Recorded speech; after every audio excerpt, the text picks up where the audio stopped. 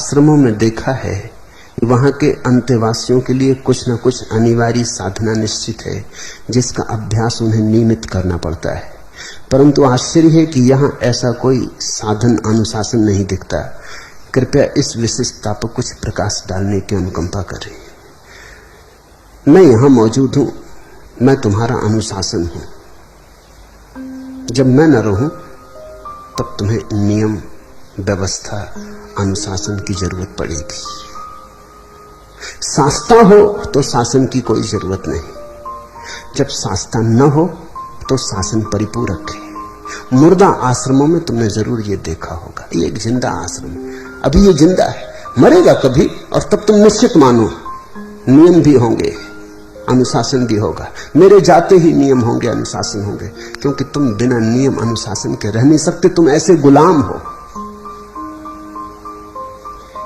मैं भी लाख उपाय करता हूं तब भी तुम बार बार पूछने लगते हो कुछ नियम, कुछ अनुशासन।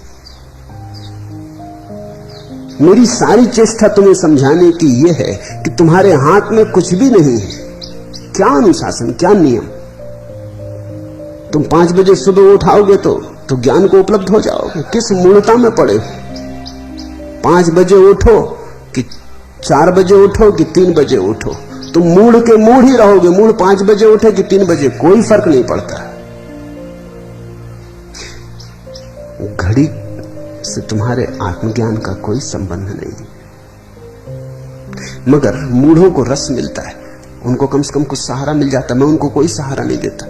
उनको अगर मैं कह दूं ब्रह्म मुहूर्त में उठो तो ब्रह्म ज्ञान होगा, हालांकि उन्हें तकलीफ होगी उठने में। 5 बजे अड़चन पाएंगे, लेकिन अड़चन में मजा आएगा, क्योंकि अड़चन में लगेगा कार ऊपर की तरफ चढ़ रही। उनको मैं कह दूं रोज सुबह शीर्षासन लगा के खड़े हो जाओ, बुद्धू मालूम पड़ेंगे शीर्षासन करते हुए। कौन आदमी सुंदर मालूम पड़ता है सिर के बल खड़ा?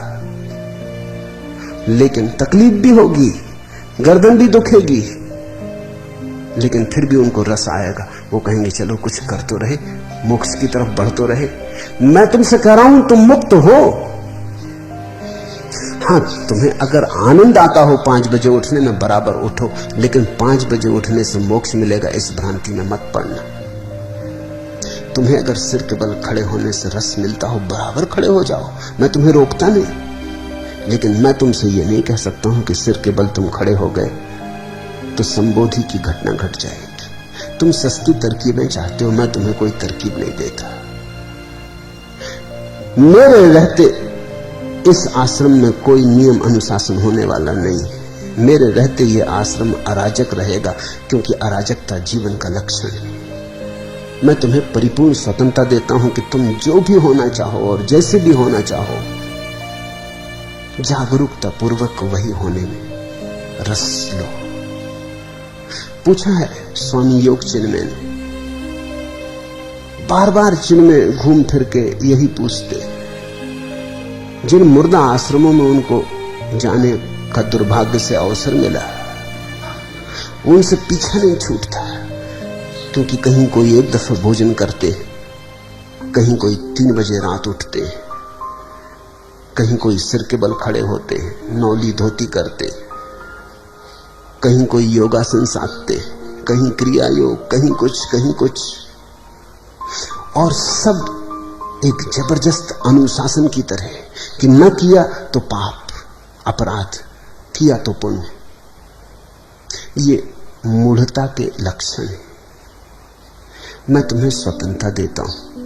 मैं तुम्हें अपराधी नहीं सिद्ध करना चाहता किसी भी कारण से, क्योंकि नियम दूंगा तो उसके पीछे अपराध का भाव आता है। किसी दिन 5 बजे सुबह तुम ना उठ पाए तो पीछे से अपराध का भाव आता है कि आज आज्ञा का उल्लंघन हो गया, तुम्हें मैंने अपराधी कर दिया। 5 बजे उठने से तो कुछ मिलने वाला था नहीं। इतनी सस्ती बात नहीं। स्वास्थ्यपूर्ण है 5 बजे उठो, लेकिन मोक्ष से कुछ लेना देना नहीं। ताजी हवा होती है, सुंदर सुबह होती है, एस्थेटिक है, सौंदर्य का जिन्हें बोध है वो सुबह 5 बजे उठेंगे, लेकिन धर्म से इसका कुछ लेना देना नहीं। जिन्हें थोड़ा काव्य का रस है वो चूकेंगे नहीं, क्योंकि सुबह 5 बजे जैसी दुनिया होती, जैसी सुंदर, आदमी से अछूती, अभी सब बुद्धू और बुद्धिमान सब सो रहे हैं। अभी दुनिया अछूती जैसी भगवान ने बनाई होगी, कुछ कुछ वैसी।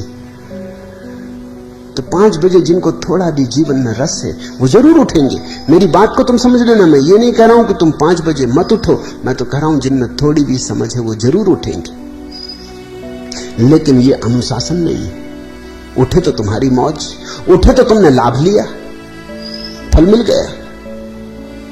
तुम्हें मैं कोई प्रमाण पत्र न दूंगा कि तुम महाज्ञानी हो क्योंकि 5 बजे उठते, क्योंकि तुम उठे तो तुमने लाभ ले लिया। अब और कुछ प्रशंसा की जरूरत नहीं।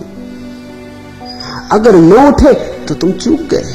एक सुंदर सुबह थी मौजूद, तुम्हारे द्वार खटखटाई थी, तुम पड़े सोए रहे, घुर्राते रहे। बाहर संगीत फैल रहा था, सुबह का सूरज उगा था, तुम आंखें बंद किए अपनी तंद्रा में पड़े रहे, तुम चूक गए। दंड तुम्हें काफी मिल गया। अब और मैं तुम्हें इसके ऊपर से अपराधी सिद्ध करूं कि तुमने आज्ञा का उल्लंघन किया, ये तो गलत हो जाएगा। मुल्ला नसरुद्दीन एक दिन जा रहा था अपनी कार से, तेज चला रहा था, पुलिस वाले ने रोका। पुलिस वाले के रोकते ही पीछे पत्नी बैठी थी मुल्ला की गाड़ी में।